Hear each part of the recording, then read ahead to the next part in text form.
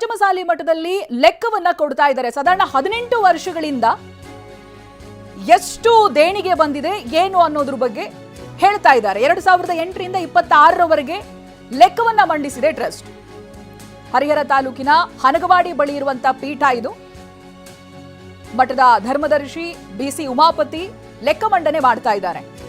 18 ವರ್ಷಗಳಲ್ಲಿ 27 ಕೋಟಿಗೂ ಅಧಿಕ ರೂಪಾಯಿ ದೇಣಿಗೆ ಬಂದಿದೆ. ಸರ್ಕಾರ ಮತ್ತೆ ಮಠದ ಭಕ್ತರಿಂದ 27 ಕೋಟಿ 61 ಲಕ್ಷದಷ್ಟು ದೇಣಿಗೆ ಬಂದಿದೆ. ಪಂಚಮಸಾಲಿ ಚಾರಿಟೇಬಲ್ ಟ್ರಸ್ಟ್ ಲೆಕ್ಕ ಕೊಡೋ ಹಾಗಿಲ್ಲ, ಬಟ್ ನಾವು ಕೊಡ್ತಾ ಇದ್ದೀವಿ ಅಂತ ಹೇಳಿದ್ದಾರೆ.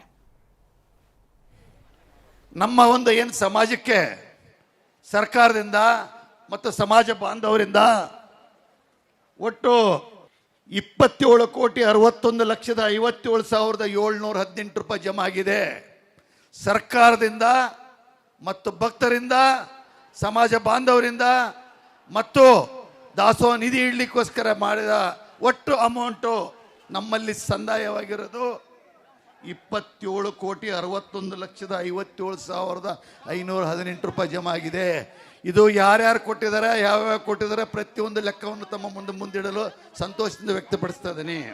ಇದು ಒಂದು ಲೆಕ್ಕ ಕೊಡಬೇಕು ಅಂತ ಏನು ಚಳವಳಿ, ಇದು ನಿಜವಾಗ್ಲೂ ಲೆಕ್ಕ ಕೊಡೋ ಚಳವಳಿ ಅಲ್ಲ. ಈ ಏನು ಸ್ವಾಮೀಜಿಯವರು ನಮ್ಮ ಸಮಾಜಕ್ಕೆ ಏನು ಅನ್ಯಾಯ ದ್ರೋಹ ಮಾಡಿದಾರಲ್ಲ, ಅದನ್ನು ಮರೆಮಾಚಕ್ಕೋಸ್ಕರ ಇದು ಹುಟ್ಟಾಕಿರೋದು ಅಂತ ಹೇಳಿದ್ರೆ ತಪ್ಪಾಗಲಾರದು. ಪಂಚಮಸಾಲಿ ಮಠದ ಲೆಕ್ಕ ಮಂಡನೆ ವೇಳೆ ಗಲಾಟೆ ಕೂಡ ಆಗಿದೆ. ಸ್ವಾಮೀಜಿ ಬೆಂಬಲಿಗರಿಗೆ ನಿಂದಿಸಿದ್ದಾರೆ ಟ್ರಸ್ಟ್ನ ಬೆಂಬಲಿಗರು. ಈಗ ಲೆಕ್ಕ ಕೇಳೋರು ಇಷ್ಟು ದಿನ ಎಲ್ಲಿದ್ರಿ ಅಂತ ಪ್ರಶ್ನೆ ಮಾಡಿದ್ದಾರೆ.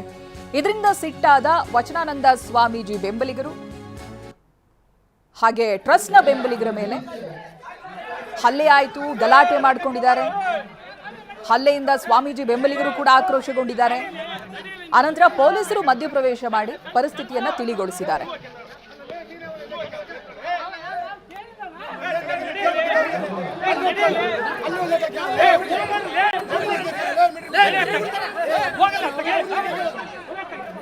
ಇದರಲ್ಲಿ ಕೇವಲ ಯಾರು ದಾಸೋಹಕ್ಕೋಸ್ಕರ ರೊಕ್ಕ ಕೊಡ್ತಾರೋ ಆ ರೊಕ್ಕನ ಡಿಪಾಸಿಟ್ ಮಾಡೋ ಸಲುವಾಗಿನೇ ಒಂದು ಅಕೌಂಟ್ ಮಾಡಿದ್ದೇವೆ.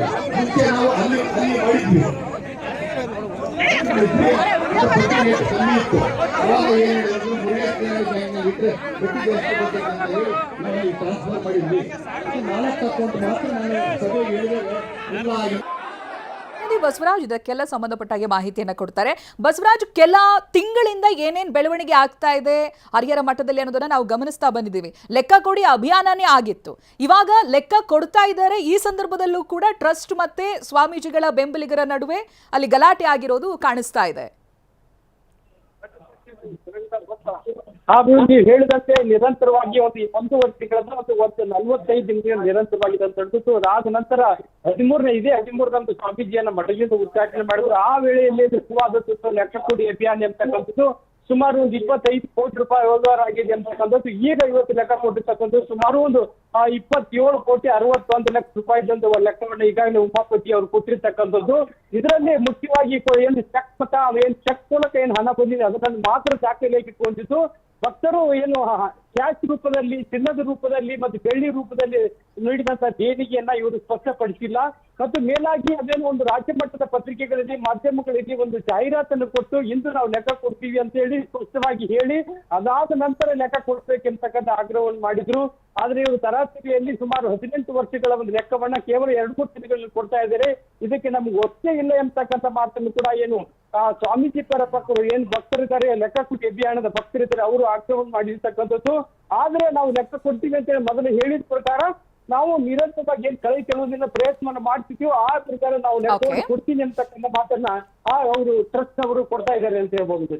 ಓಕೆ, ಥ್ಯಾಂಕ್ ಯು ಬಸವರಾಜ್ ಮಾಹಿತಿಗಾಗಿ.